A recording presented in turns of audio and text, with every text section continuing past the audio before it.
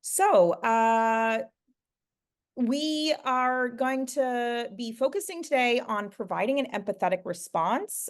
So you'll actually, why don't we, you know, in our first session, we talked about creating, or our second section, we talked about creating safety, and we also talked about staying out of judgment. And today we're going to be talking about providing an empathetic response, is going to be the focus of today. And we're also going to go into, sorry to be like switching around, addressing common concerns that when it comes to having conversations with folks who have experienced trauma. So those are going to be our sort of two main areas of focus today. We know it's been 2 weeks since we last saw each other. So I feel like I'm really happy in particular today that we have these sort of nuggets of wisdom from last time to reorient ourselves. So in our last session, these were sort of the takeaways that folks had. So someone said was being aware how my responses may be perceived differently than what was intended, and then how that can impact the relationship. I feel like that's a really key piece. Space to think about transforming first reactions into useful interventions. Reminding myself to pause and take a breath when needed in sessions. Remaining human and strengthening the relationship with the client. And then also curiosity being the antidote to judgment most of the time. I'm wondering if anything else in the last 2 weeks, we've had a little bit longer of a time period than we typically do. I think one of the things that we maybe mentioned in our first session is that in our last iteration of STARS, we did have 2 weeks between sessions. And one of the pieces of feedback we got was that people wanted a little bit less time between sessions. So now that you all have felt that, I wonder, are there things maybe with a little bit more time, maybe more things have sort of percolated, or maybe it's sort of felt like there was a little bit too much time. So I'm wondering, what's the last 2 weeks been like, and has anything come up for you in the last 2 weeks around STARS and what we talked about in our last session? Or were there any instances in which you're doing your work and maybe something we talked about came up for you?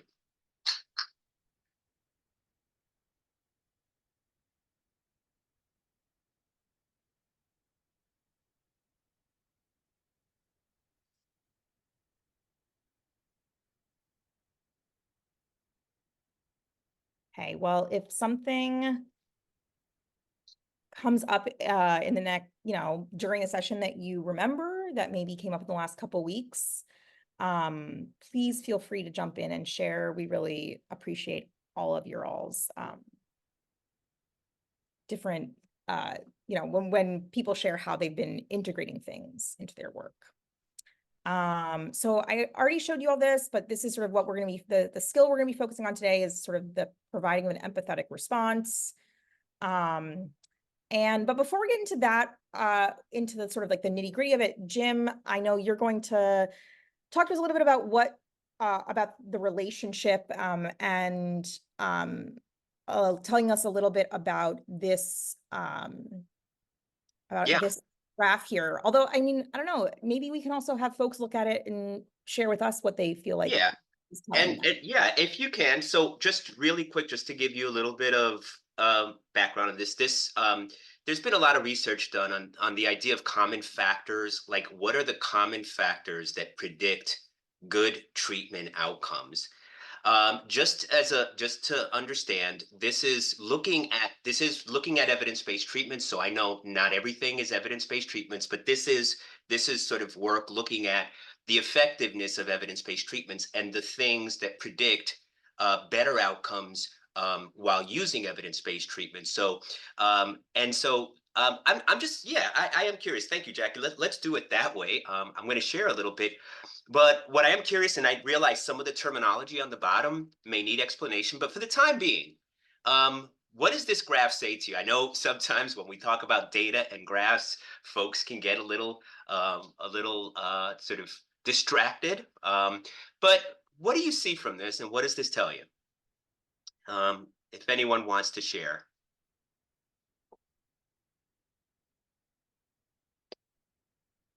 what do you see?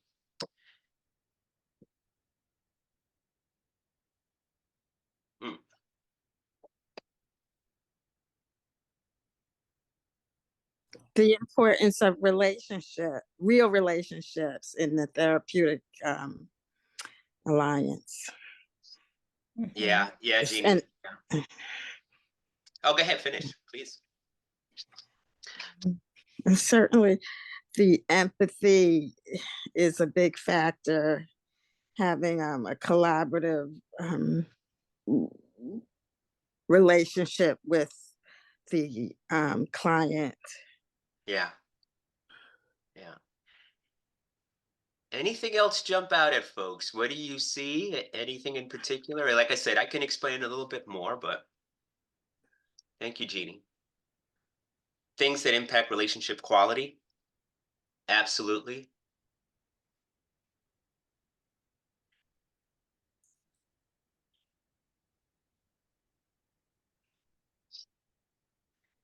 So I am gonna jump in. So yeah, as I mentioned, this is based on a lot of research looking at what researchers call meta-analyses, basically looking at and summarizing studies. So looking at all the different studies that have been done utilizing evidence-based treatments. And sometimes when they do those studies, they look at other factors. And so these are some of the factors that come up. And I think as Jeannie said, I think as Sarah pointed out, when you think about the delivery of evidence-based treatment, those special ingredients on the right side are those things that you oftentimes learn in doing an evidence-based treatment. So if you're doing cognitive behavioral therapy, right, you're learning about cognitive restructuring, and you're doing, emotional identification and doing work with folks on certainly, sort of implementing and changing behaviors. And so oftentimes those things are kind of laid out, right? In many evidence-based treatments, those are those modules or those specific components of the treatment that are designed to address the person's problems. But what this, as Jeannie pointed out, and it's a good summary, what this research shows actually is that those factors, those special ingredients, have less importance with regards to predicting treatment outcomes. What really kind of predicts the treatment outcomes in those studies are things like real relationships, that connection that people have to each other, that genuine perspective, that genuine ability to take the other person's perspective, that genuine relationship, feeling real in the relationship. Um, I think the other thing that to me I highlight is the notion, what I see here too, notice alliance repair. You see alliance repair is Mhm. there in the yellow screen. Look at alliance in the green. What jumps out at me on that is alliance, of course, both are important, but alliance repair. We're going to talk a little bit later about what comes up for folks and when there are difficulties in the relationship. Someone who mentioned earlier being aware of misperceptions.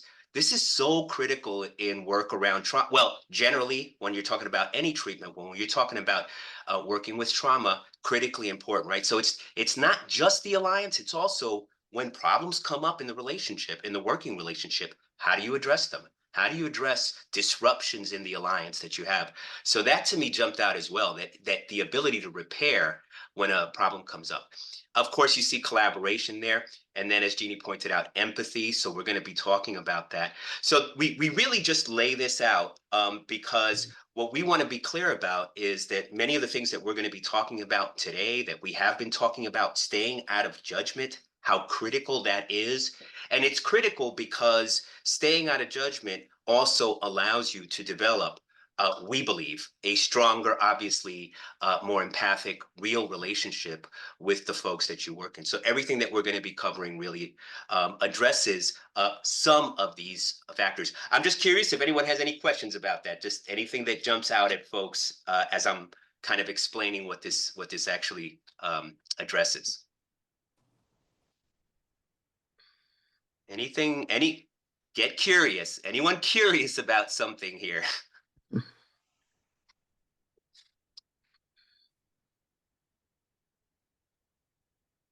Okay. Well, I'm going to move on if there are questions that come up. So, of course, providing one of the things that I also want to say though, I think going back to the previous slide, we don't have to go back to the previous slide, but the other point I want to make is, please raise a hand or put in the chat. I don't know about you all, but I've been to many trainings on for evidence-based treatments, right? You go to training, and oftentimes at those trainings, what I often hear is something like, um, this is our approach. This is our treatment approach. These are the components of our treatment, and we're going to go through these.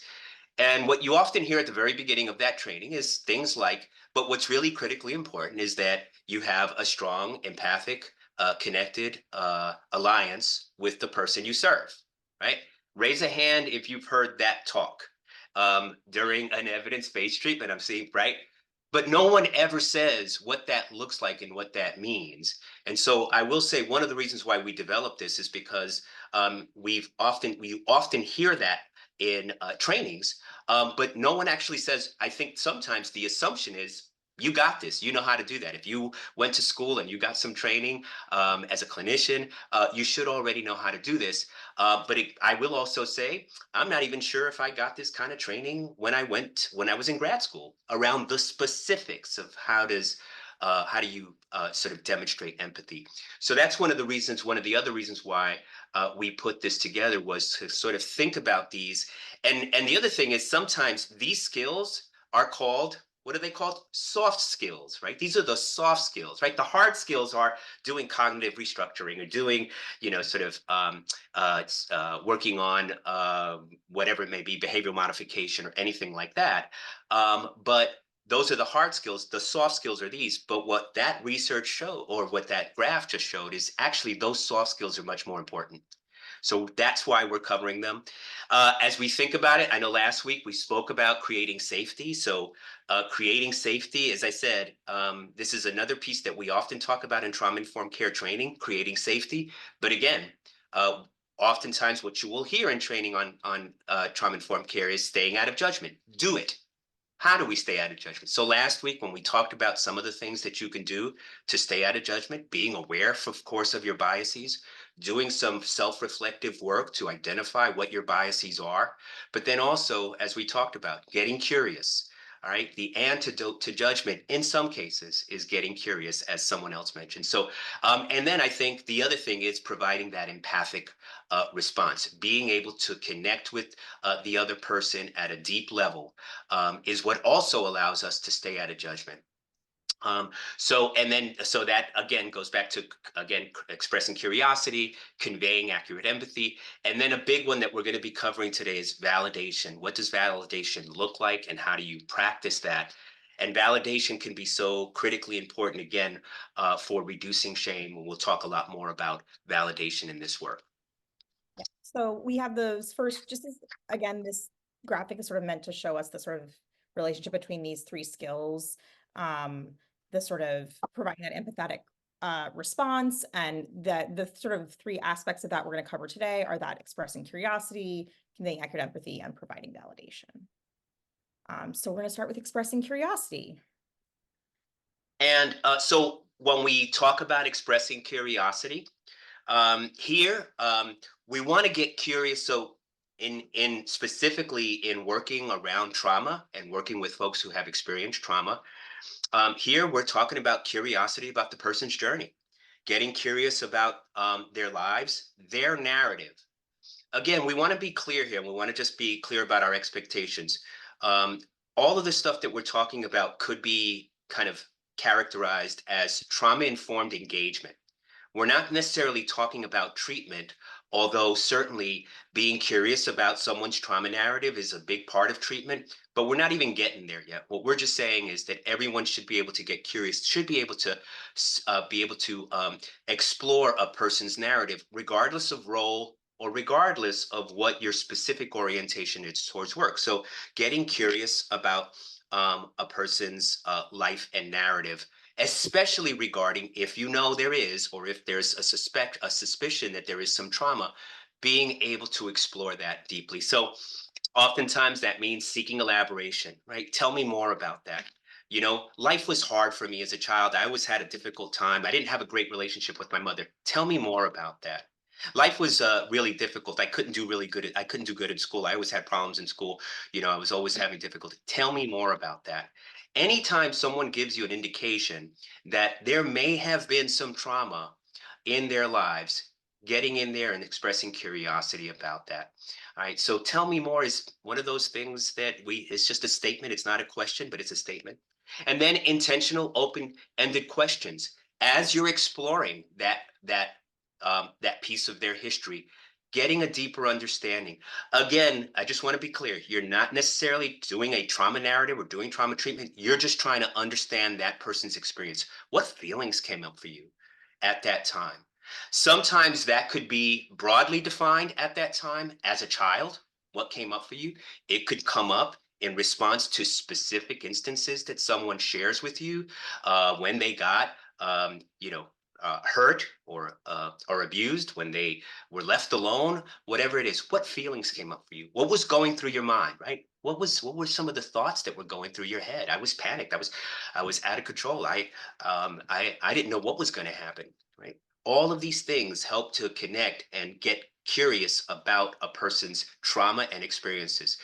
Checking in to ensure that you understand, right? So as you go through repeating it back, so help me understand. So you went through this, you went through these kinds of difficulties. uh, Sometimes for me, when I'm expressing curiosity, right, we talk about ACEs. A lot of times I have the ACEs questionnaire in my head. I think many of us do, right? What are those questions? Sometimes I'll take it off. Oh, so you're telling me that at times you were left alone, you were neglected. At times sounds like you were abused, you were hurt as a child. It sounds like I also hear that you kind of witnessed domestic violence. I list them out, and I'm kind of laying out all these things.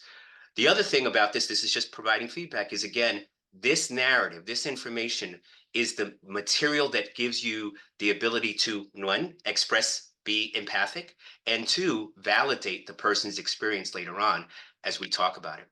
So that's one thing, expressing curiosity about the person's challenges, adversity, trauma, stressors in their life. And then the other thing you want to get curious about is strengths, right? How did you survive all that? How did you deal with all that when you were going through that in the past? Certainly, if in some of these instances, of course, it could be present as well. But can you tell me some of the ways you've gotten through those difficult times? These are just examples. You can put them in your own words, but that you've gotten through. How did you get through all that? How have these ways of coping helped you? If they do respond, these are some of the ways. What are some And strengths that you have or connections to people that you have already? One of the things that we're also seeing right now is people are asking now, in addition to ACEs questionnaires, they're also talking about positive childhood experiences questionnaires. When you look at positive childhood experience questionnaires, oftentimes they're focused on important people in your lives. Jackie, Anna, are you going to say yeah, something? sorry, Anna has a question, so I wanted Mm, to give. absolutely, please. Yeah.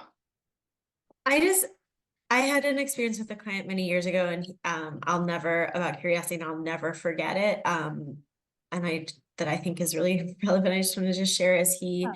I don't 100% remember the question. I think it was something about it was something I was asking him something about his family. And he looked at me and he said, "Do you always ask questions you know the answer to?" And I think it was an open-ended question. But I think it's just really important. Like we do, I think, get information about it really like made me think about curious questions differently of like a question I genuinely don't know the answer to.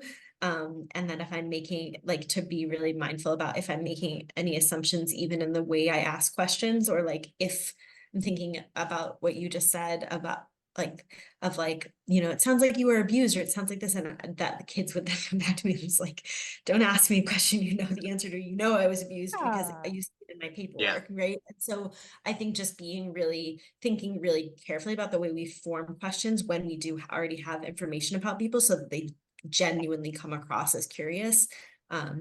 Yeah, I don't know that this young man remembers me, but I will never forget him just looking at me and saying, "Do It's you always important ask to questions you remember know the those. answer?" It's important Yeah. to remember those interactions. Yeah. Yeah. I've had similar things like, and I think the other thing is that like why do you want to know this, right? We often ask clients to fill out assessments or to give histories when it's unclear to them, at least, why we want to know this information. And so I think it's one of the reasons why we put that word intentional on the former on the slide before, because it is important that it is intentional, right? We don't want to just, especially depending on where you are in treatment, you know, having someone being respectful that when I'm telling you these things about my past, that is like a hard thing for me to have to say a lot of the time. And so really that like I am being cued into how meaningful that is. Yeah. And that I'm not just And, asking. and one of the things, and just to clarify, I hear, and so I think, you know, when we're gathering that information, I think it's critically important to use the language. So I don't know if I misspoke when I said it sounds like, or if I said it sounds like you've been abused.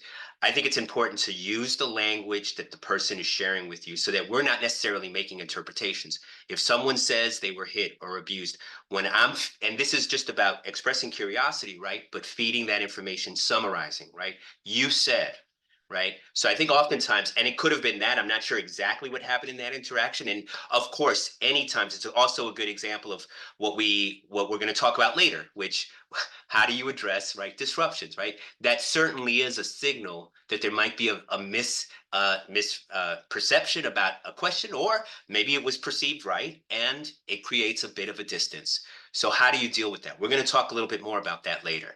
But I think that's being prepared for that is always critical. Yeah. So we're gonna move on because I want to make sure we get to our activity, to our next sort of skill, which is conveying accurate empathy. So accurate empathy, has anyone ever heard this term before? Accurate empathy, not just obviously empathy, but accurate empathy. So this is something that Jim actually introduced me to, but it comes from Carl Rogers, who's, you know, the sort of one of the founders of that sort of person-centered psychotherapy. But it's this idea of conveying to the other person that you get what they're talking about. And I understand also like getting it, right? We all have heard this, I feel like in school, like, don't say to the person, I know what you're going through, or I know what you know. So it's not just like actually knowing, because right, we're never going to be able to fully know someone else's experience, but conveying to them that we're sort of on the same page as them. It's both this way of being and also these specific actions that we can take. So part of this is offering reflections. Part of this is helping to create connections between the client's experience. So you said this, and now I'm hearing you say this, and then creating those connections for them. Also picking up on themes or patterns can be a way of doing this. And this can be done, you know, as reflective statements, or it can be done in a hypothesis form. I was in preparation for this, I was watching a lot of videos of Carl Rogers in like the 70s. If you ever want to, you know, there's lots of videos on YouTube of him. And a lot of it is sort of like him saying like, this is not just reflections. Like this is like, you know, it's not just offering a like immediate reflection in the way that a lot of MI trainings, that is part of it. And it's also a little bit more. So I want to go into this more, but I also, so we have some examples here. We also have some examples in the guide, but in the interest of time, I really want to watch a quick video. Have you all seen Inside Out? I had honestly, I know that like every therapist that works with young people has like seen it, so I don't want to like show something, but that a lot of people have already seen. But I feel like this is a great, actually, we were looking for clips of like actual therapy interactions, and this one worked better than a lot of the ones that we had seen. So we're gonna just show it and talk about it, and then really see if we can identify like what it is about this interaction that really conveys that accurate empathy. Yeah. So Jim, I'm wondering, since Yep. my computer's not good with sound, Will do. if you could, Let me share. Yeah. If you could. yeah, sorry. And I love this movie. It's one of my favorites of all time. I hope you, but it is a great example. So, and just as a reminder for those, you'll see joy and sadness and bing bong, and You don't really they even need are, to know what's going on, yeah, honestly. but you will. So, but yes, take a look and see what you notice about accurate empathy.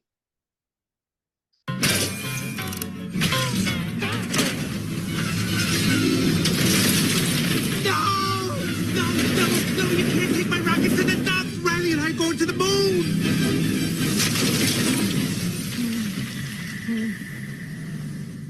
Riley can't be done with me.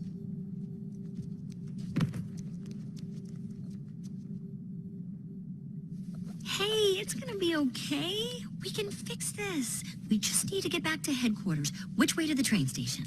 I had a whole trip planned for us. Hey, who's ticklish, huh? Here comes the tickle monster. Hey, Bing Bong, look at this. Oh, here's a fun game. You point to the train station and we all go there. Won't that be fun? Come on, let's go to the train station. I'm sorry they took your rocket. They took something that you loved. It's gone. Forever. Sadness. Don't make him feel worse. Sorry. It's all I had left of Riley. I bet you and Riley had great adventures.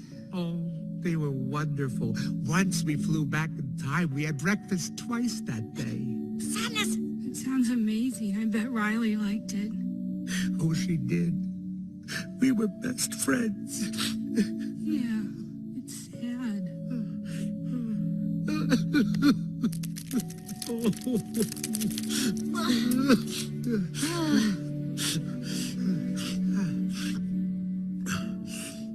I'm okay now. Come on. The train station is this way.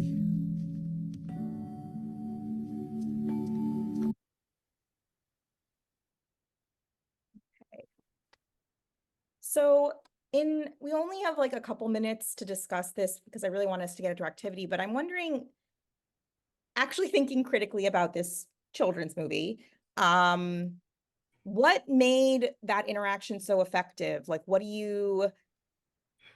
I don't know. I feel like it's a really great distillation of that sort of accurate empathy. And I'm wondering if someone wants to sort of give a reflection on sort of what about that interaction was so effective? What did you see? Validating his feelings, not trying to make it all okay and make him feel happy and let's move on. That was Joy, I guess. Trying to make it okay, make it better. And sitting with sadness, letting him sit in his sadness, acknowledging his sadness, helped him open up and process those feelings, which is so important. Thank you, Jeannie. Anna says response was attuned to affect, right?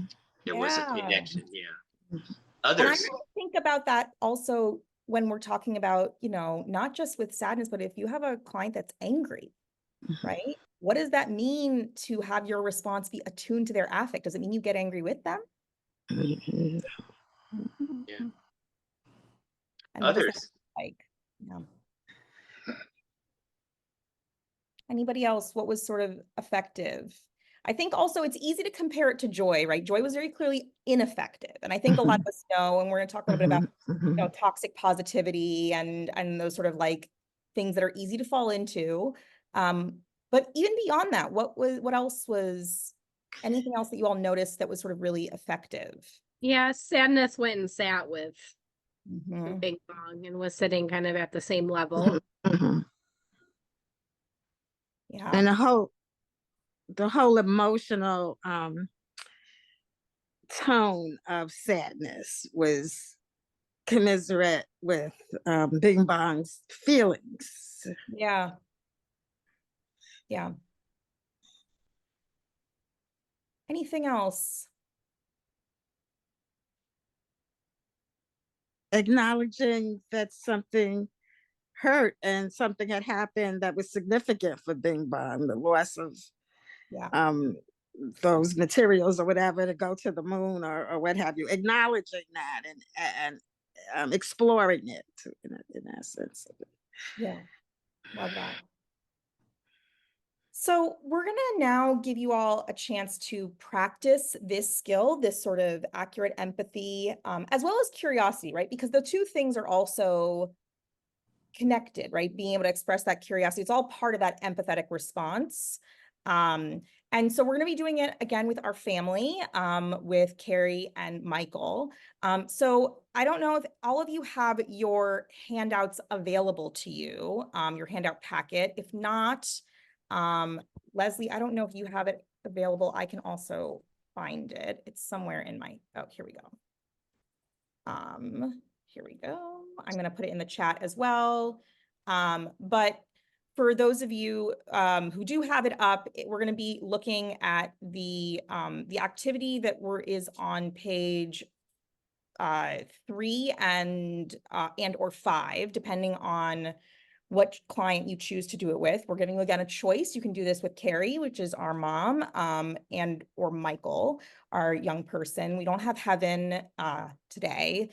This is something we're working on, is building out this library of client interactions. Oh, thank you so much, Leslie. So what we're gonna do is you'll get, so again, there's one on page 3, and then Michael's is on, Carrie's on page 3, Michael's on page 5. You can choose as a group how you wanna do it. You're gonna read over the narrative, and then as a group, come up with 3 to 5 statements or questions that you could interject at some point. You know, we're giving you sort of their side of a conversation, but sometimes you might be interjecting when someone is going through sort of, it's presented almost like a monologue, but we're gonna sort of ask you to sort of make it almost into a dialogue where you're interjecting statements or questions, imagining that you could interject. And so, and then there's going to be some discussion questions after. It's 1:36. We're going to be giving you about, did we say, I think 15 or 20 minutes in the, Well, we said 20 minutes. But if folks, yeah. Yeah, so if folks are ready before that, please, we're gonna give you the ability to come back earlier. Or you can message us and say like, we're ready, and we can bring you back earlier. But please take some time, read it through, and then come up again like 3 to 5 statements or questions that you might put in if you were the person that was receiving this in a therapy space with the client. Any questions before we send you out to breakout rooms? You're gonna be groups of 3. Again, decide on which narrative you want to do together, have someone read it, and then decide together. You can also, you know, you can even decide to role play it if you want. I know people love role playing. If you want. You know,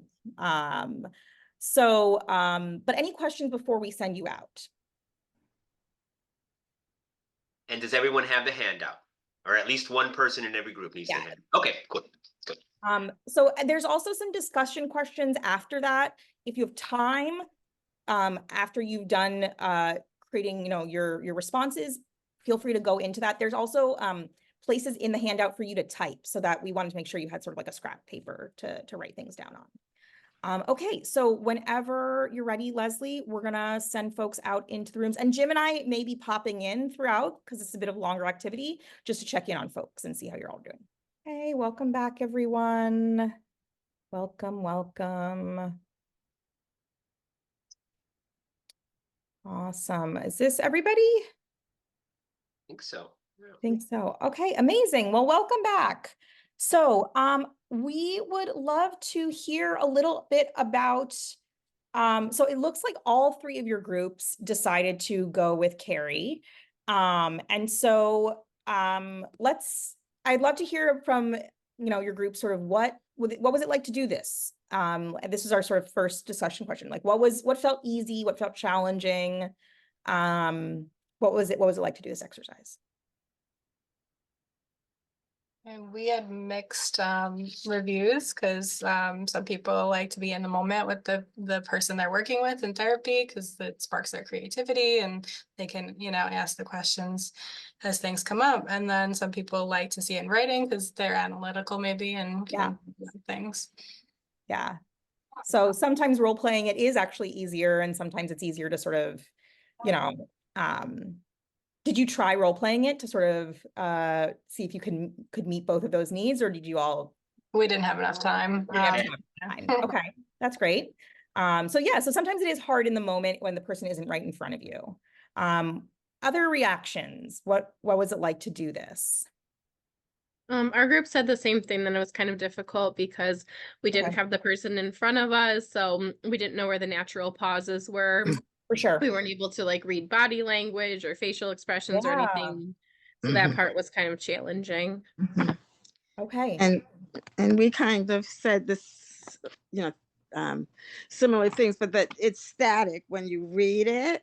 And in terms of how Carrie presents her tone, her heightened feelings, she might be very angry as she's delivering, sharing this information about her life. Because in the therapeutic situation, it's a living organ. That process, it's like a living organism that Yeah. is there present. Yeah, no, that's a great point. Other folks, things that, were any other reactions to what it was like doing this?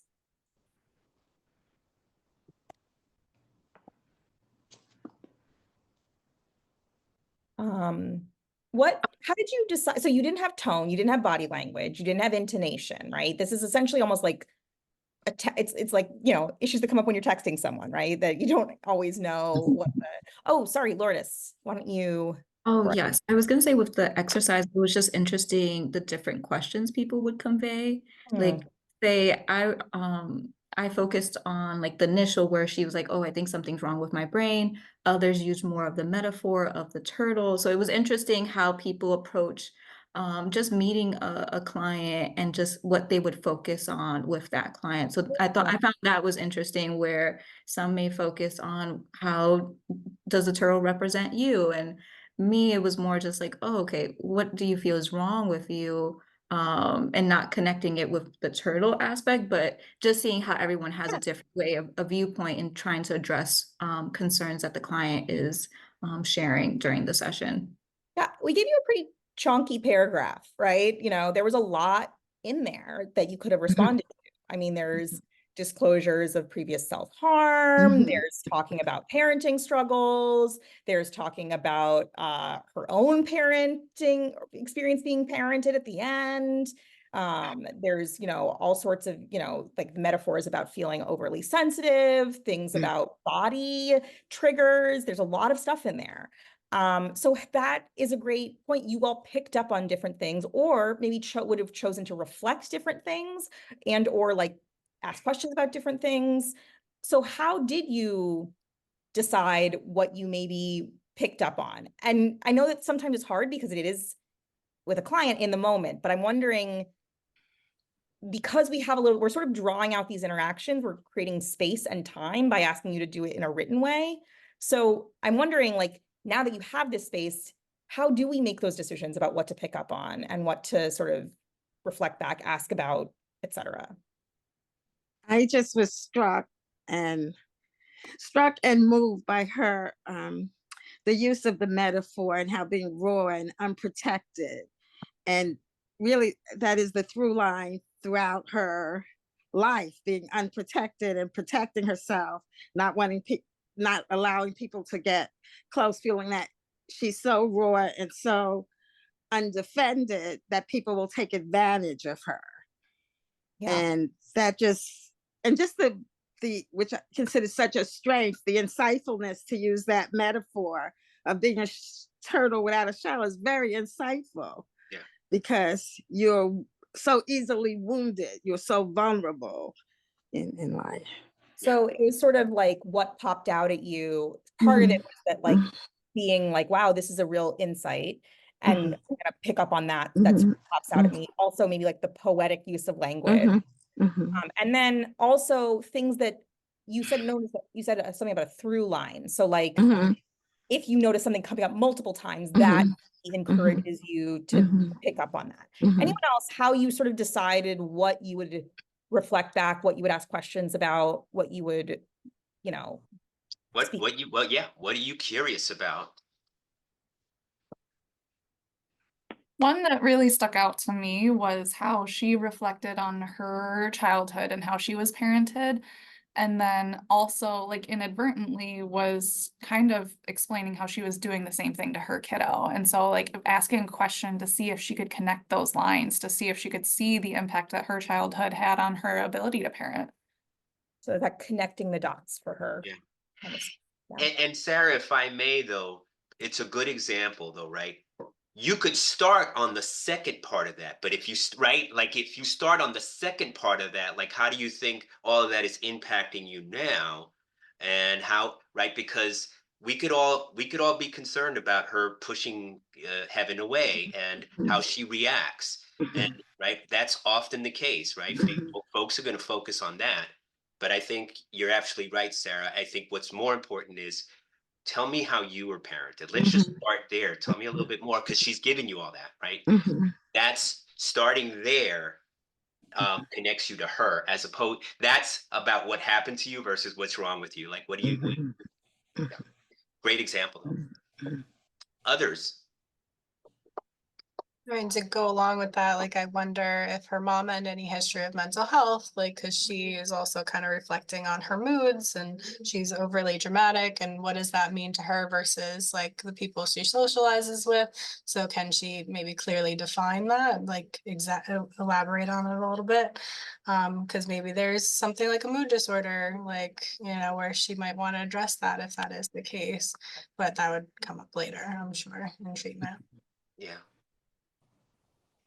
Yeah, and right now, as you're engaging, right, the more important piece is what's your story? Right? Tell me about your story and all of these things.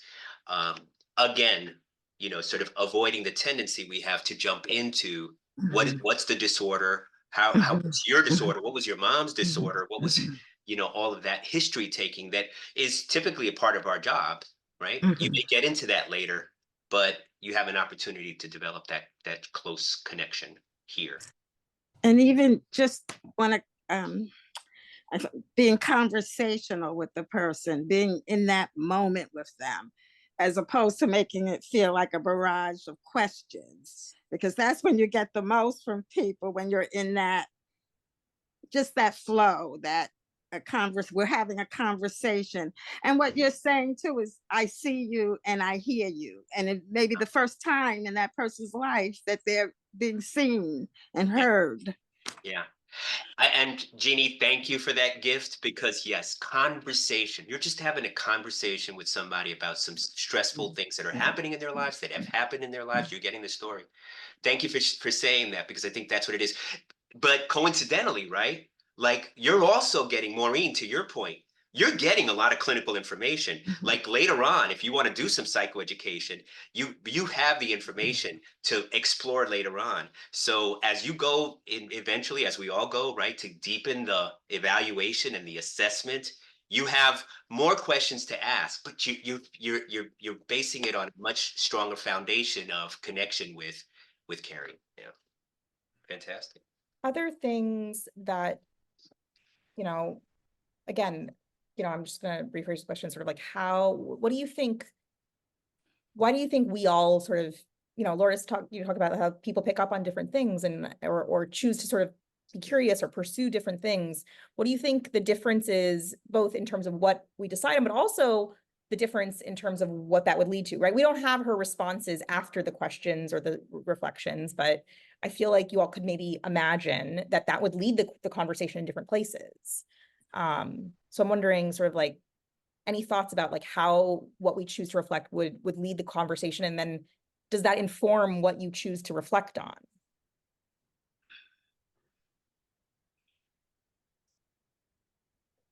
I think it would influence like what questions I would want to ask for like treatment planning, like, you know, what she would want to work on and address in therapy, because that's up to her. Yeah. Yep. I think also just being mindful that you can't do everything at once, right? Like that you just need to kind of move at, somebody just wants to like move at the speed of safety, like that you just have to kind of like read people's, you know, how, like if you go to the parenting question and that's really overwhelming for her, then like maybe you can't go to anything else that day, and like that's trauma informed and okay. And maybe that's as far as you get in treatment planning, but that like it's just, you have to like move. You can only kind of, there's like no point in just trying to bite off more. It does, like, more isn't more, I guess. Yeah. And sometimes, you know, you all talked about the metaphor a lot, and it's also very funny because as the person who wrote this and someone who has so I use metaphor a lot. I feel like I've been told that so I'm like, oh, maybe there's parts of me that have been like channeled into this, you know, this narrative. But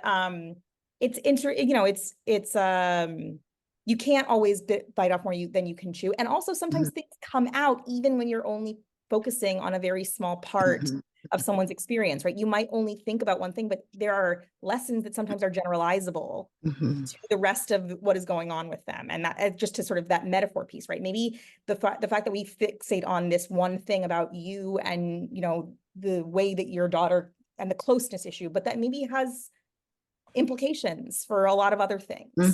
Yeah. It doesn't always feel like you have to tackle everything at once. I think it's a great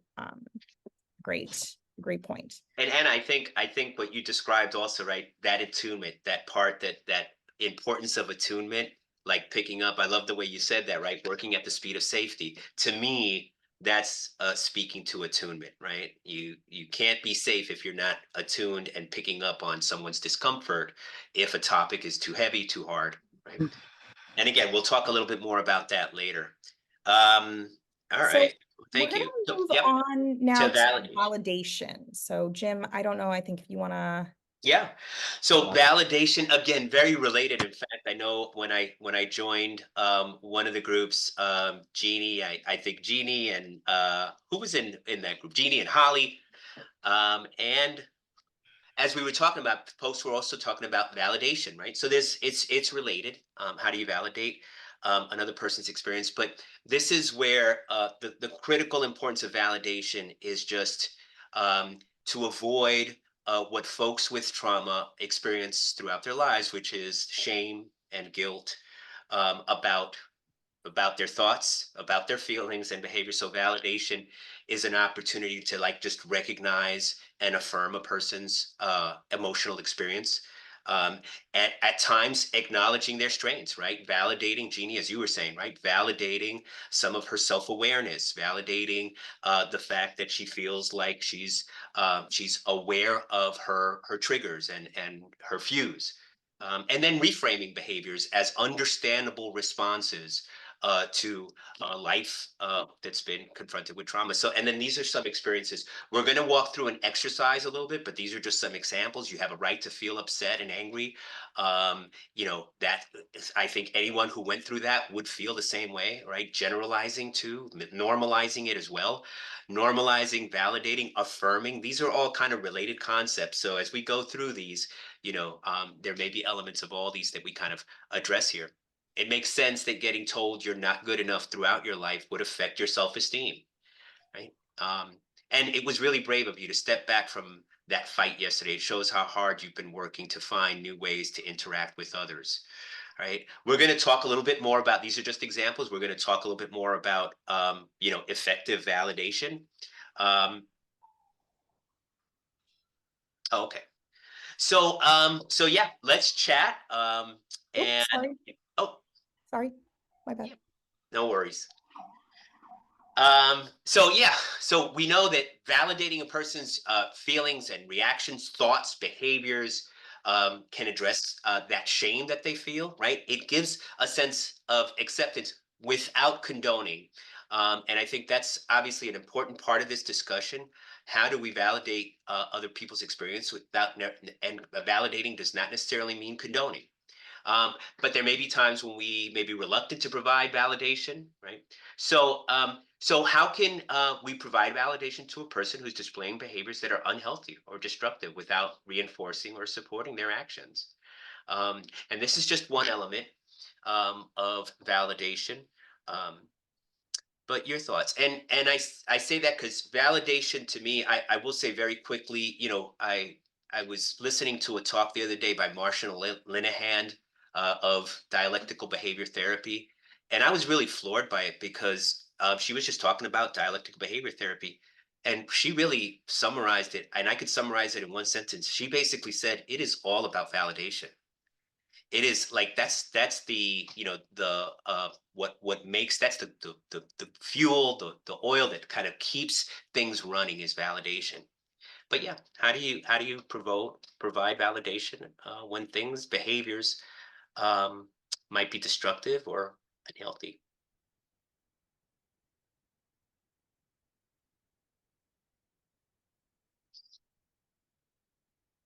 Maybe finding the feeling behind what they were like experiencing at the time. It sounds like you were acting out of fear, out of worry or something along those lines. Actually, it's funny that you bring up the DBT. The program I'm at is really heavily into DBT, and so we do DBT skills group with each student here, and we're doing the give skill right now, and the V in give is validate. And I was trying to explain this to some dysregulated middle schoolers today, and it was a really interesting discussion. Always So fun. yes, yes. Yeah. Thank you, Caitlin. And Caitlin, also in your response, thank you also, because I think you give a good example of curiosity, right? That is this, so these are all related. So even though we're kind of presenting it in discrete ways, as discrete skills, they're all related. So sometimes, right, as what I'm hearing you say, Caitlin, is one way of doing that is, right, talk more about the feelings, the thoughts, what was going through the person as opposed to the behavior. What was happening, you know, as before and during for you, inside of you, when that was happening. Others.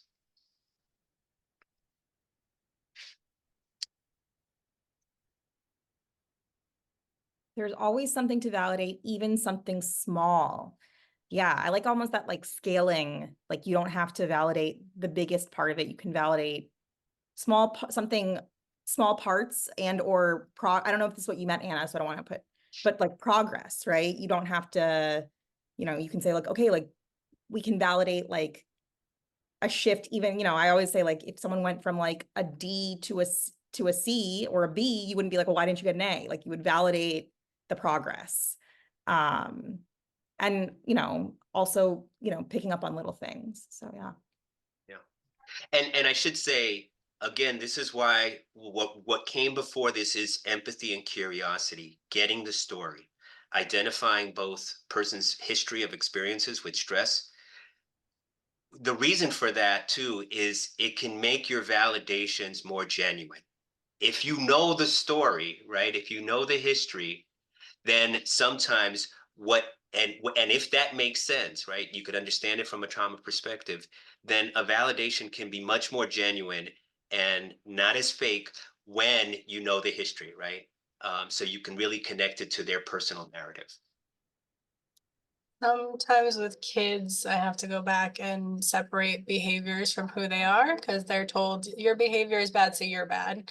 So I have to, you know, go back and be like, just because what you did was bad doesn't mean, you know, that makes you bad. And, you know, they have to unlearn some of that stuff because it seeps into the subconscious.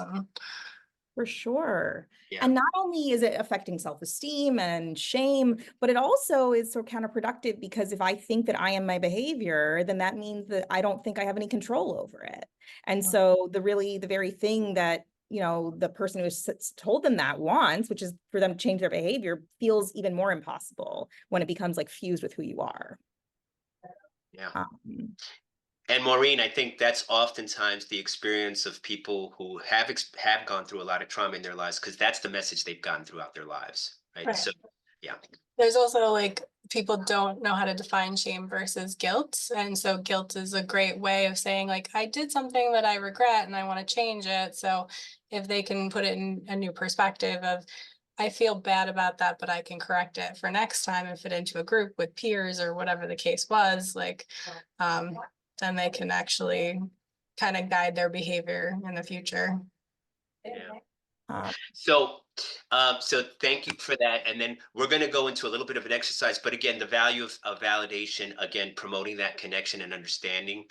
It allows feelings to be shared without being fixed. And sorry, I just noticed a typo there.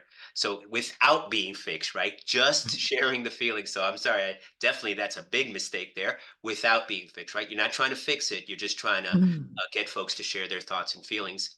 And then it sends that message of acceptance. And as I've already said, right? Acceptance is not necessarily condoning. Feelings identification. So also validating can also kind of promote that ability, especially, you know, with accurate empathy, being able to name the feelings that folks might be expressing in other words. And then can also lead to change. If you can validate a person's experience, you can also, so oftentimes it might be, okay, so that's one way of that you've been dealing with. Can we talk? Can we talk about other ways or other things that you can do? Or ways in which you can deal with and cope with those feelings that come up. But it starts with identifying and validating the feelings and thoughts that come up. And then these are just sort of different forms. I think, you know, there are many forms of validation. These are some. So, you know, confirming the facts. You had to wait for 45 minutes, right? Somebody comes in and starts complaining about that, and they blew up because they had to wait 45 minutes, confirming the facts. And validating that. Validating the feelings, of course, it makes sense that being in a crowded space can feel overwhelming. You know, sometimes this could also be an opportunity for self-disclosure. Yeah, like I'm a little claustrophobic myself. I hate being in spaces. It can help also in that respect. Agree with the principle. I believe that everyone should be treated respectfully. It sounds like you were disrespected. Well, but you could say that with, you know, maybe they weren't disrespected, right? Maybe you don't want to, especially, I mean, I think Yep. if some of you are working like, you know, either with schools or like they're complaining about someone that is a colleague of yours, right? You don't want to split, right? You don't want to triangulate. I feel like when I was working in schools, this was a big issue, right? Kids would come in and they would complain about teachers or administrators. And I don't want to be, I want to align with the kid, right? Like I want them to know that I am on their side. And I also don't want it to become like I'm gonna like be on your side versus the teacher or versus the other person, because that's also not productive. And so, you know, can you believe that they said this to me? It's like, yeah, everyone should be treated respectfully, right? You're not saying that anything about what you think the teacher has said, whether it's respectful or not. And I know that some of this can feel a little bit like semantic, but it is important, right? You want to make sure that you're not taking sides in a situation like that.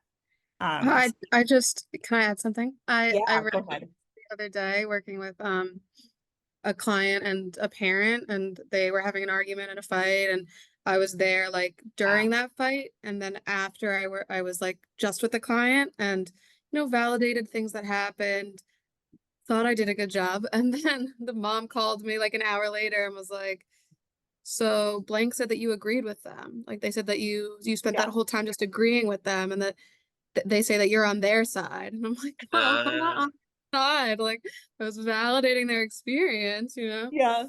Yeah. I mean, I will say you cannot necessarily control how particularly a young person, but just anybody is going to take what you say, right? Exactly. So, but I do think this is an incredibly important skill in family sessions, right? When you don't want to be like, when you want to validate, especially in the room with the parent.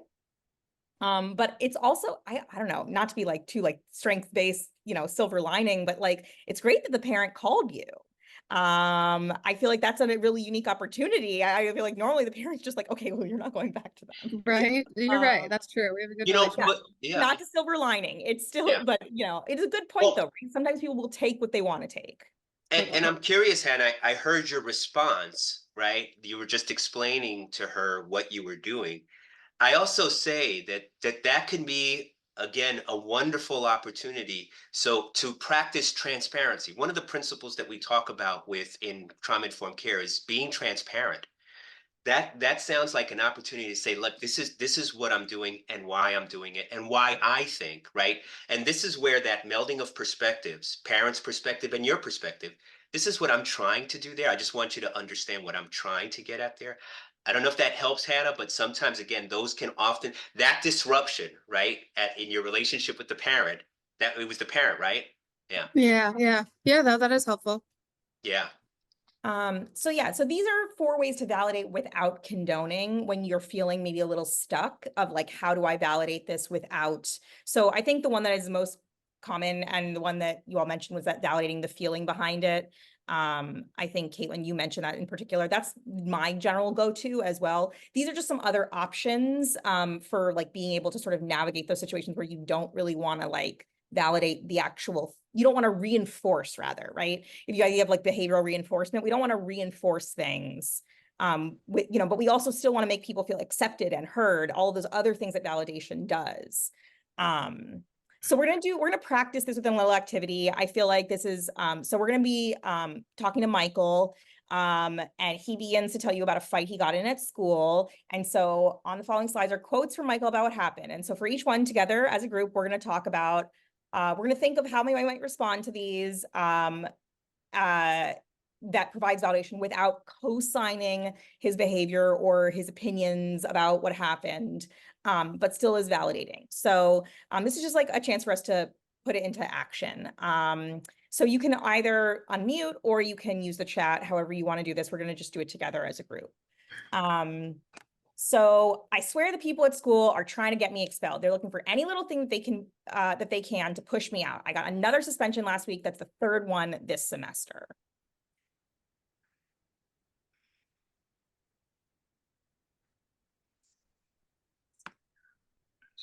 What might we say to validate this, or as a validating statement?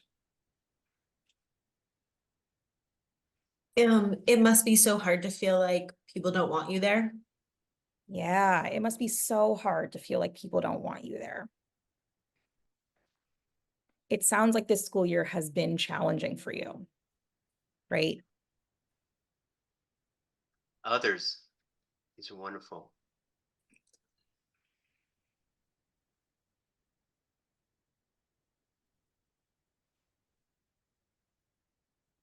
It sounds like that you're worried about getting expelled.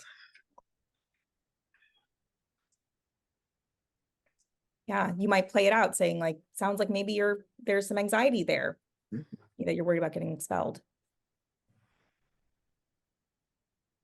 Yeah, great. Okay, let's go to the next one. I was just trying to mind my own business, and out of nowhere, this kid gets up in my face, calling me a freak. I tried to tell him to shut up, but he kept on going off and started pushing at me. What am I supposed to do? Let him beat on me? No, ma'am. So I grabbed him and I put him in a headlock. This is a tough one. How do you get at without validating the I behavior? feel like this is bread and butter for a lot of you all. This is your everyday.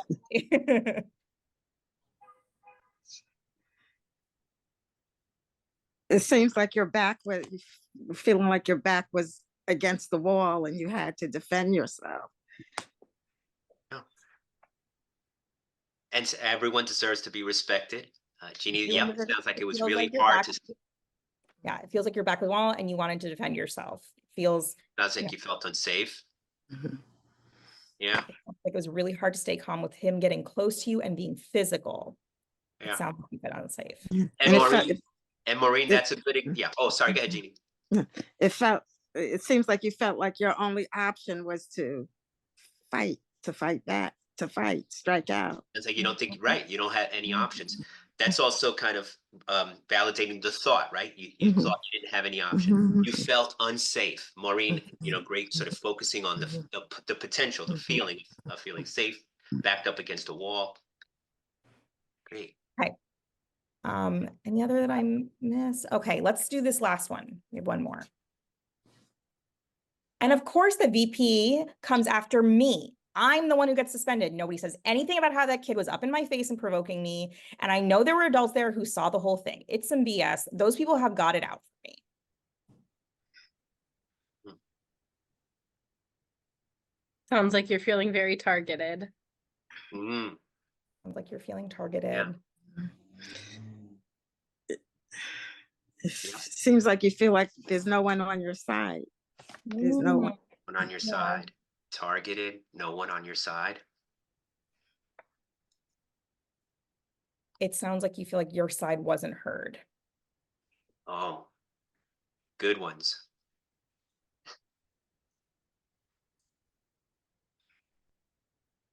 These are great. Any others? Any last one? It sounds like you feel alone in the school. Oh, yeah. Yeah. And I think all of these getting at those feelings, again, if a validation can also be, as we talk about, a reflection that gets at a feeling complex, can definitely open up to a deeper discussion about the person's experience. So I want to make sure that we have time for our last activity, but we have some of these sort of like common pitfalls that can come up when we're providing validation. From what we've seen, I feel like these are things that you all you all seem very skilled at providing this validation and being able to avoid a lot of these things. But it is, I think it's always good to be aware of them, especially if,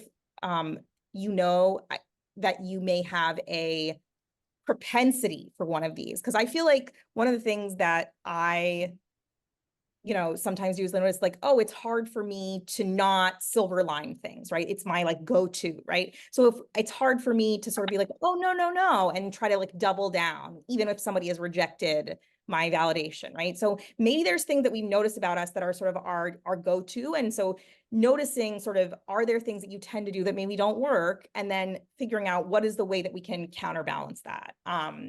So some of this, again, that toxic positivity, that sort of silver lining, some of that is that sort of sitting with discomfort. I feel like that clip that we watched was a really good example of that. This is also where that Tonglen that we talked about in our second session can be so helpful, is sort of that like, sometimes it's hard to sit with the not being able to do anything. And so that's a time where that sort of internal process can be helpful. Making sure that we're being accurate, right? So not just giving sort of that false praise or being vague, but being specific in what we're validating. Doubling down. By this, we meant like when you give a validation and the person is like, no, that's not how I feel. Being like, well, no, right? And so being able to hold the both, especially when we're talking about validating like strengths, and it can be hard sometimes for people to hold their own strengths, especially if they've been told their entire life that these things are not strengths, or when they don't feel great about themselves and it doesn't really gel with how they're seeing themselves. And so, sort of being able to hold both. And one thing that I, have sort of found helpful in my own practice to say is like, it's okay if you don't want to like hold that right now, like that, I can hold that for you right now, right? Like hold that, I see that strength in you. It's okay if that doesn't feel, like right now in that moment, that's something that gels with, how you're feeling about yourself. Jim, do you want to talk about the last couple before we move on? Well, yeah. And I think sometimes, again, validation is something that we should use liberally as often as we can. But also, I think, there is an element, of course, of helping folks fading that over time. And I think oftentimes it's a therapeutic goal, especially for clients who might have histories of serious problems with self-esteem and self-image, right? Helping them get to the point where they can validate themselves. So that's another common pitfall. The poor timing we already addressed, right? Being careful about the only time I think you have to really be careful is that you're not validating behavior. So what you all did with Michael was a great example of being able to validate not the behavior, not the fight, and not how we got into it, but also like being able to be careful about not reinforcing that behavior. So you all sort of gave great examples, other ways that you can validate him around that behavior. And so like I said, just being careful about not reinforcing inappropriate or unhealthy or unsafe behavior. And then getting stuck, pairing acceptance with change. And what I mean by that is, as we said, we can validate, but oftentimes using that validation as a means to think about change, right? I can tell that it's really hard living with stress.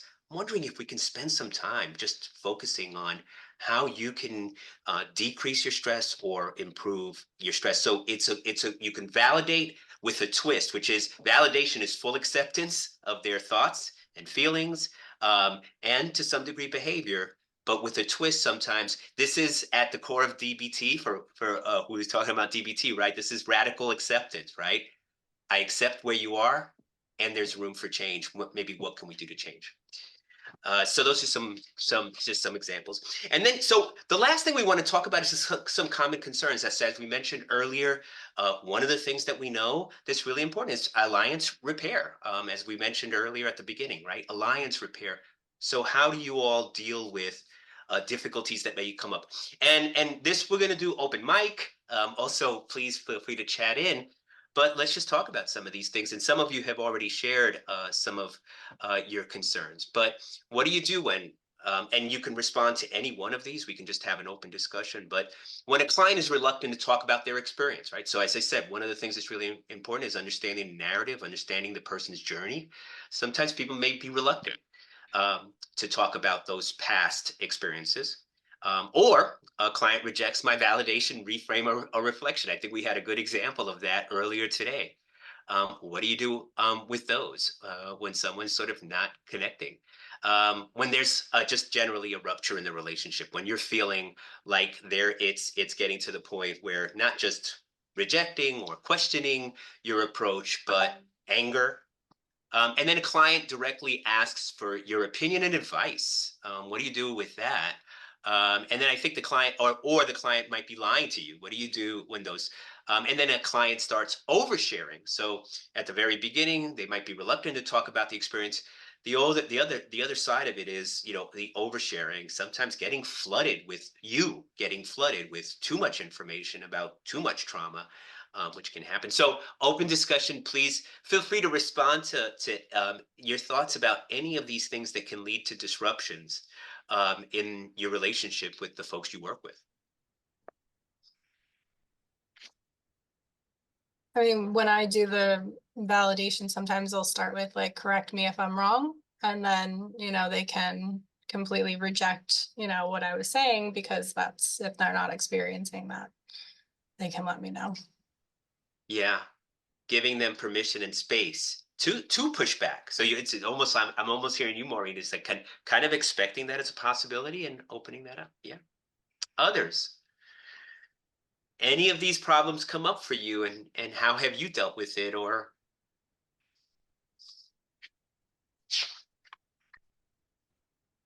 I think one, a lot. Oh, sorry. no, you could go. You could go first. go ahead, Lourdes. Okay, yeah. Sorry. I was just gonna say, I think a lot of these depend on where you're at with the client, and your relationship behind it. Like, I work with some youth that definitely lie quite a bit, and that's actually some of their trauma responses. And how I approach that's definitely going to depend on how long I've been working with them, what our relationship is looking like. Sometimes it's just like, well, last week when you were sharing this with me, this is how you explained it, and this week, this is how you're explaining it. Can you help me understand where the differences are, or something along the lines of that? And sometimes you can be a little bit more direct of kind of questioning, this isn't feeling like it's a truthful statement. Can you help me understand a little bit better? It really depends on where you're at with the client and the client's relationship with you as well. For sure. Yeah. There's definitely clients where you have to be more careful, and then clients that you could just be like, you don't even have to say anything, right? You just look at them, you're like, and they're like, okay, miss, I get it. It's like, okay. Yeah. And, Right. and So it depends. It totally depends. And just a reminder, I mean, I think this is where providing information that we're going to talk about next. But remember, lying, for folks who've been exposed to trauma, lying can most definitely be a survival mechanism, right? Oftentimes you have to lie and make things up to stay safe, to prevent being hurt or harmed. So to really, and I think that's one of those things where it's really touchy. And if you can get folks to share about that, providing information and making the connection between those things can be incredibly therapeutic. Others. Oh, I was gonna also say about I think the client might be lying to me. I sometimes say I'm slightly confused. You mentioned the following, and now it changed.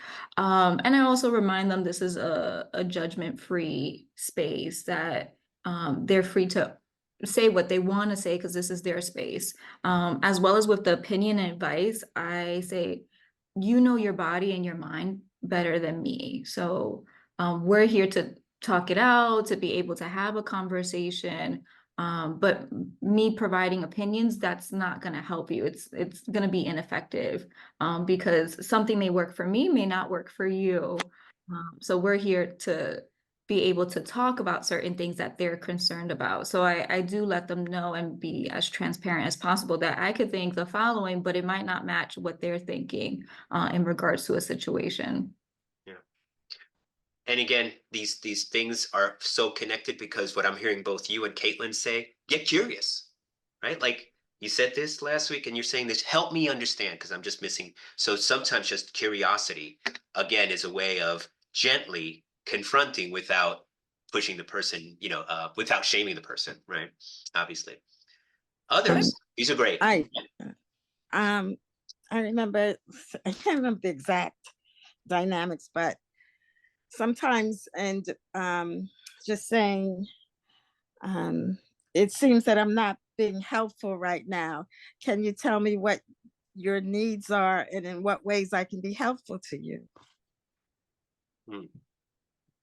When might you use that, Jeannie?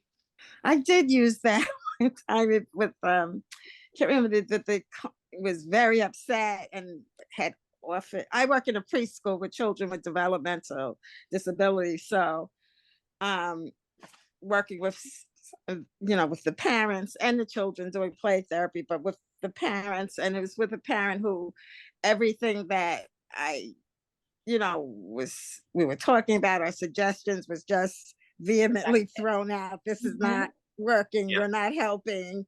And a lot of anger. So rather than get it and respond, and to kind of diffused it, like when I said that I'm not being helpful, I want to be helpful, but it seems like I'm not being helpful, and to get from that person in what ways that I may be able to help them in that moment and move them along. And that seemed to diffuse it. That's great, Jeannie. Well, you know what? So Irving Yalom, for those of you, Irving Yalom, the big group guy, great therapist. He wrote a book called The Gift of Therapy. And in it, he kind of talks about that as a form of self-disclosure. And I think it's really powerful. He talks about self-disclosure, right? We oftentimes think about self-disclosure as disclosing personal information, things like that. But he actually has another way of thinking about it. And he says self-disclosure is sometimes being able to take a step back and saying, where are we?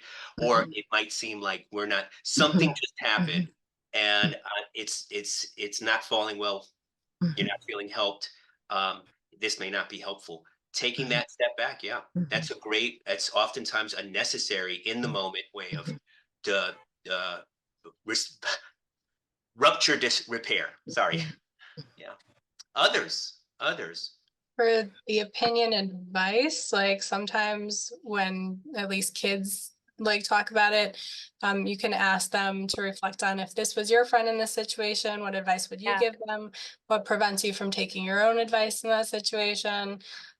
Because, and then sometimes I'll explain, if somebody gave you advice and you took it, then you can kind of blame them if it doesn't work out. So they have to be able to be comfortable with the decision they're making. And CBT tools, asking 10 people for that, what would they do? They could also choose one of the, reactions that they get. So different tools for different people. What about the ones about pacing? And that's great, Maureen. I really appreciate, I didn't mean to move on for that. But the ones about pacing, about, a client who is either not willing to go there in terms of revealing anything, or a client who, especially early on in the relationship, is just looking to sort of spill everything in a way that maybe feels like, I feel like a lot of us maybe have had that, where somebody almost over exposes themselves and then they feel really self-conscious about it. And so, how do you all deal with those sort of pacing issues? I think I've had a couple clients actually recently, partly in intakes, and just then I work with court involved clients, and I think they feel it's a very complicated dynamic because they are mandated to be there, but then they also, and they have high amounts of trauma.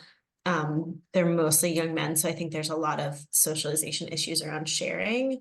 And then I think that the dynamics are often they don't want to share or are very nervous to share, partly because they are not really sure how things could hurt them, and how information will be shared, because there is a reporting component, but then I do a lot of work around what, how therapy works and how consent works in a therapy process, and confidentiality. And then I think they're oh, I can tell you everything, right?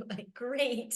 And I think oh, we've created a lot of safety now, I can kind of do this. And so it happens very quickly where people oh, for sure, and then pull back. And I think I just will just stop when I think someone has shared a lot. And I said, wow, you just shared a lot. How did that feel? What was that like for you to, have you ever shared that with somebody before? And sometimes you can like visibly see it. I like saw someone last week, like they just like looked sort of like crushed almost that they had shared a lot. And when they were like, yeah, I don't really talk about that with people. And I just said, well, it's really, this is a space where you get to choose. I really appreciate you sharing how you shared that. And, I feel like it's very grateful, and you don't have, this is your choice about whether we continue to share in that topic or not. Love that. I love that. So building in like natural, like, okay, like let's check in, let's pace, like as part of sort of like the rhythm of the session, like after a couple things saying like, let's, and like sort of almost not forcing, but like creating that space for like, okay, like, oh, like that was actually bigger than I even really realized. And then I love the reinforcing the choice, because a lot of times, especially if people have been system involved for a long period of time in their lives, they were never given a choice about what either I didn't have any space to disclose anything at all, and therefore I don't really know how to pace, or I've been asked to share this millions of times and I don't feel like it's even mine anymore. So I just blurt it out, as a way of sort of getting it over with, but really reinforcing that like, you get to choose how much, how little, when, how fast you want to share anything with me. And that's, I think, we know about like the centrality of control for folks who have experienced trauma. That's great. Thanks, Anna. I wanted to bring back. Sorry. Go ahead, Jim. I just wanted to bring back, there was a question earlier too that we kind of skipped over, but I wanted to bring back here. How do you handle it when you inquire about strains and your clients can't name them? And I say that too, because that might not lead to a disruption, but I know someone, and I remember the very first week that we did this, we asked about superpowers and somebody said, that's my superpower. I'm just curious if that person is here today. That was me. Who was it? It was me, Maureen. So yeah. In the comprehensive assessment that we do, the biopsychosocial, I'm usually the one who brings up at the, either kids in the beginning or adults in the end, what are your strengths? Like, usually they can't come up with any. So I'll go back and be like, well, you mentioned this, this, this, and this. And like, I see that as a strength. So, hearing all their information and then reflecting on it is one way. Hearing their hobbies and like what intellectual pursuits they have, if they like reading or, if they like nature, like, any of those things help me to great. Thanks. Yeah. And again, all of that really kind of, again, relies on having a story, having a good understanding of all of those things to be able to bring them back in as ways of either, coping with stress and trauma or, kind of, dealing with throughout their lives. Dealing with that throughout their lives, yeah. Mm-hmm. I just wanted to say in terms of the oversharing that sometimes, that there's, as we've talked about, a lot of shame. And sometimes this is the first time that person is sharing this awful experience that they felt that they might not survive, so that you can hold it. You can hear this awful thing or this numerous amount of awful things that have happened, that you are a container and that you're not going to dissolve or disappear, that these are very human experiences and you can hold it in some way. Thank you for that, Jeannie. And I'm going to sort of shift. And by the way, Jeannie, you just perfectly defined, remember at the very beginning, we talked about real relationships. So those things are defined, real relationships. And I think that's what real relationships means in a therapeutic. So that number one, that first thing on the left that was, 80% predicted like these long-term outcomes was real relationships, being able to do that, being able to sort of create that space where someone can share their deepest, most difficult, challenging experiences in their lives with someone who they don't know. Right? Great. I'm wondering how many folks in here have been in an MI training before?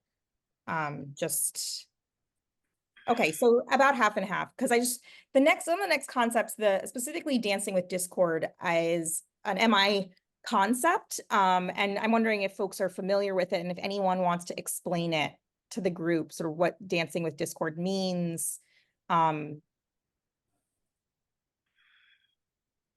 If not, Jim is right here, well, ready to jump in. Okay, Jim, you can take it. So yeah, so just really quick, you know, at the folks who wrote MI, oh my God, I'm blanking on their names. Miller and Rolnick, they used to refer to this as rolling with resistance. The problem with rolling with resistance is sometimes the connotation is the responsibility is put on the person receiving services, right? That person is resistant to my attempts to help them. And what they started talking about with this idea of discord, right? That it's not about resistance.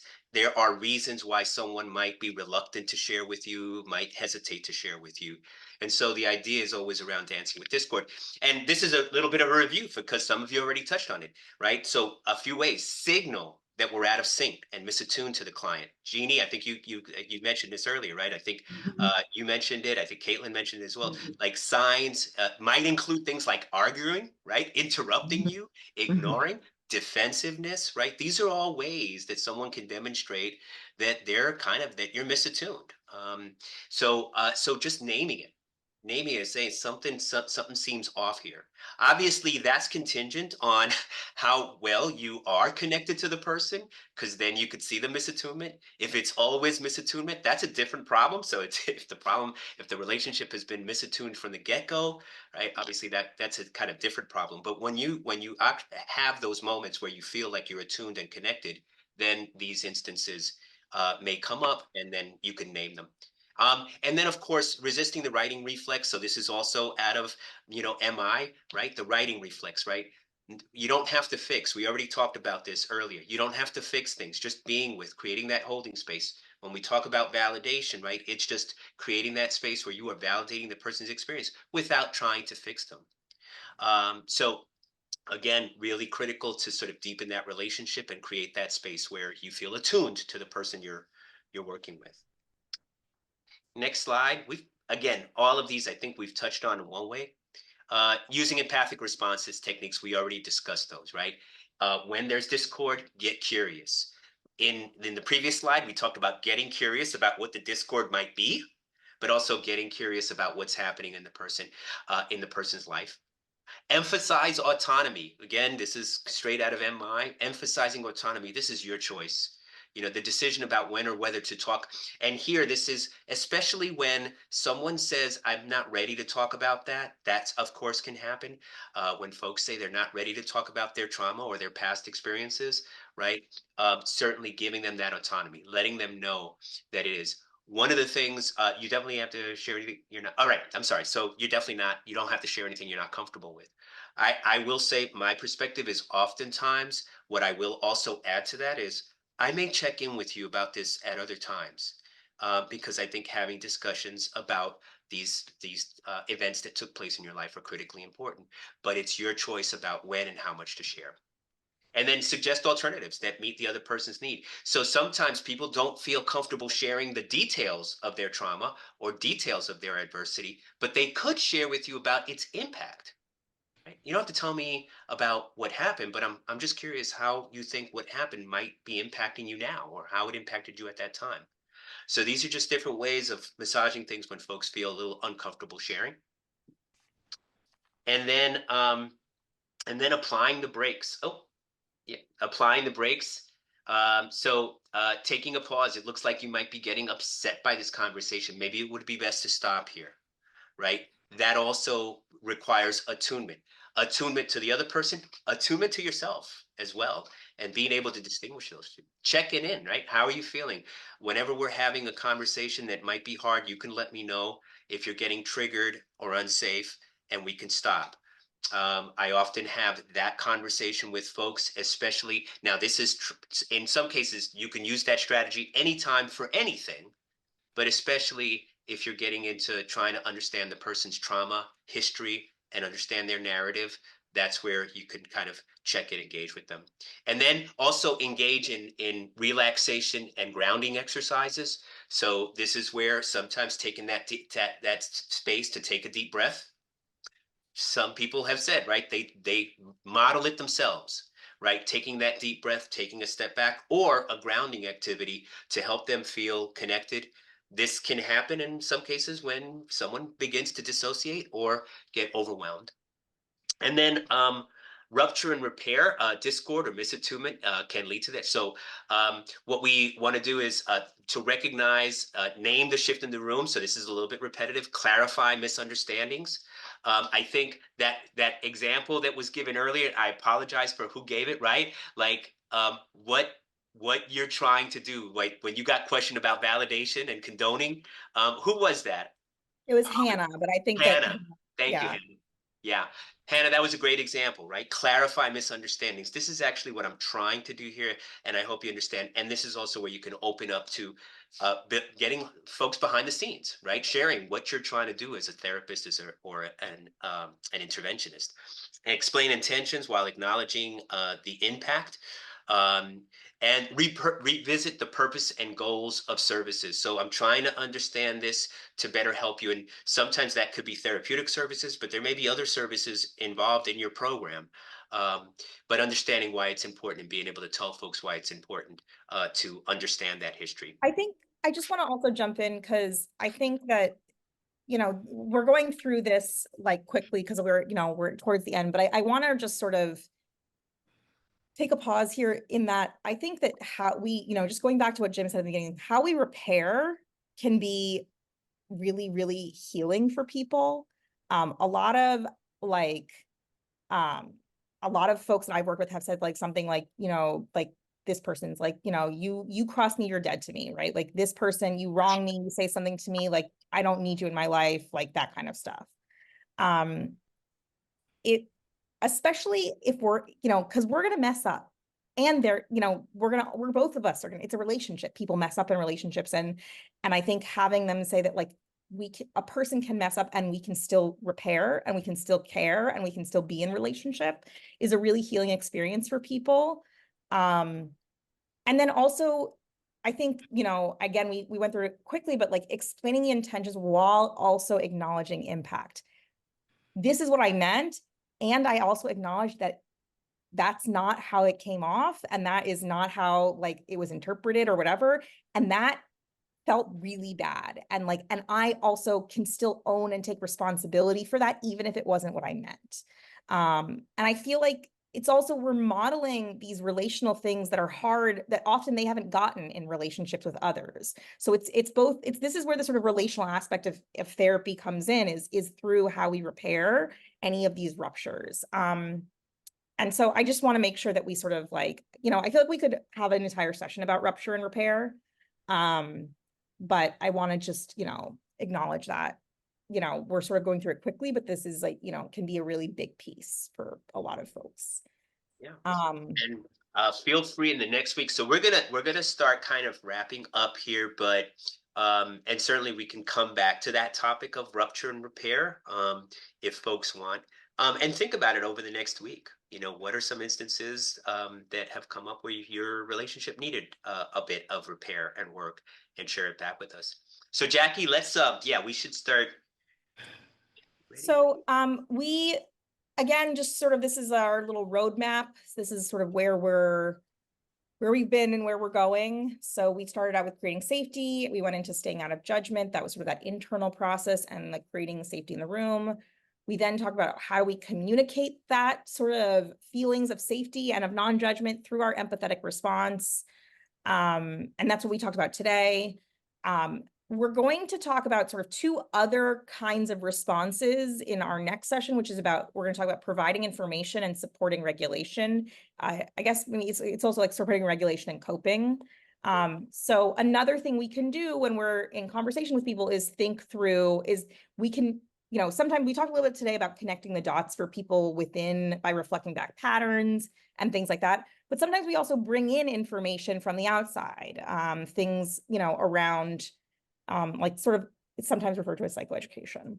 And then we also do some skill building with folks, right? We help them to become aware of skills they already have and build more. And so that's really what we're focusing on next time. We would really like to, before we go, and why don't we do this in the chat because we have about 5 minutes left, as opposed to, I knew we had a whiteboard somewhere in here today, Jim. It was this. So normally I try and type things in as you all go, but if we could just use the chat today for you all to think about what your takeaways are. I also can type in my notes as you all, if you prefer to share verbally. So nuggets of wisdom. What are your main takeaways? What did you pull from today that could be helpful in your work?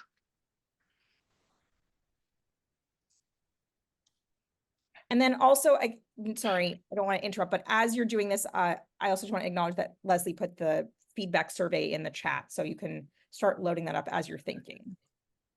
There are endless ways to validate clients. Yes. Love that. Thanks, Sarah. Many opportunities. Others. And again, please feel free to unmute.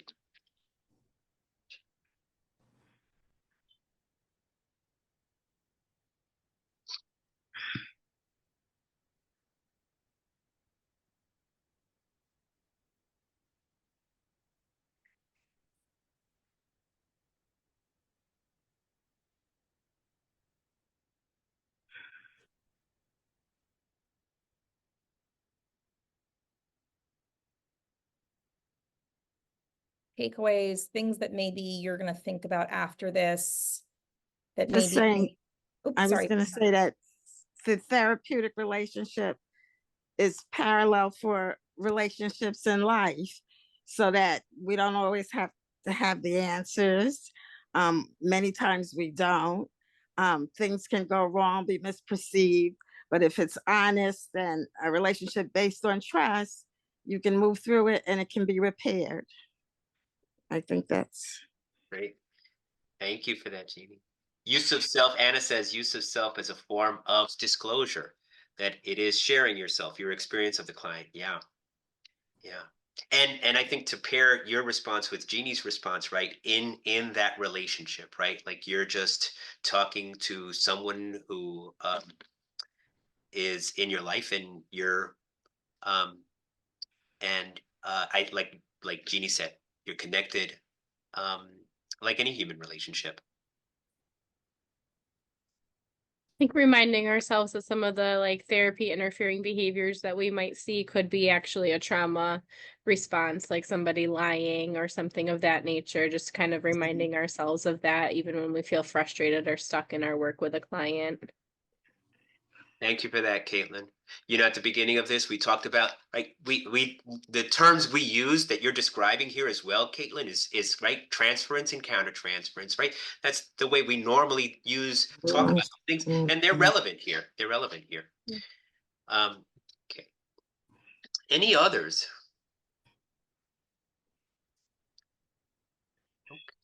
I think, we have a minute left, so please, if you have not finished your feedback, thank you so much, Caitlin. Please give us feedback. We really, today in particular, we feel like, would be a great time. If you can't do it right now, even if you can do it later, just copy the link so that we can get your thoughts on today. Yeah, please give us that feedback. Actually, again, if you could just take a moment, let's just stop and then finish the feedback survey, because we'd like to get your feedback on this session, and then we'll end. So let's just keep it open. Sarah. Thank you, Sarah.